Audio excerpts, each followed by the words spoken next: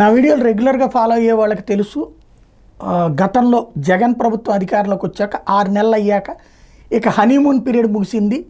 ఇక మీడియా విమర్శలు బిగినవుతాయి. అదే సందర్భంలో ప్రభుత్వపు పనితీరుని ప్రజలు సమీక్షించడం రెండో కోణంలో చూస్తారు అన్నటువంటి చెప్పుకొచ్చా. ఇప్పుడు తెలుగుదేశం పార్టీ, జనసేన, భారతీయ జనతా పార్టీ సంబంధించిన ఎన్డీఏ కూటమి ఎమ్మెల్యేలకు చంద్రబాబు గారు అదే చెప్పారు. మంత్రులకి తేల్చి చెప్పారు.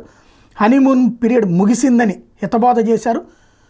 రాష్ట్రంలో జరుగుతున్న అభివృద్ధి పనుల మీద విస్తృత ప్రచారం చేసి ప్రజల్లోకి తీసుకెళ్లమని సూచించారు. అధికారులు చెప్పినవన్నీ గుడ్డిగా నమ్మొద్దని, శాఖలో ఏం జరుగుతుందో వాస్తవాలు తెలుసుకోమని సూచించారు. అదే సందర్భంలో ఇప్పటికీ వివిధ పాఠశాలల్లో క్రీడలకు సంబంధించి స్థానిక ప్రతిభను ప్రోత్సహించే చర్యలు చేపట్టామని చెప్పి మంత్రి లోకేష్ ఈ సందర్భంగానే వివరించారు. మంత్రివర్గ సమావేశంలో చర్చ సందర్భంగా పర్యాటక స్పోర్ట్స్ విధానంలో స్థానిక ప్రతిభను ప్రోత్సహించాలని మరోవైపు పవన్ కళ్యాణ్ సూచించారు.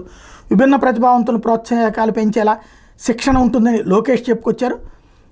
1 by 1 నిన్న మీటింగ్ అయిపోయిన తర్వాత, క్యాబినెట్ మీటింగ్ అయిపోయిన తర్వాత ఈ చర్చ జరిగింది. హనీమూన్ పీరియడ్ మిగిసిపోయింది, ఇక గుర్తుపెట్టుకోండి అని చంద్రబాబు గారు వాళ్ళకి స్పష్టంగా చెప్పారు.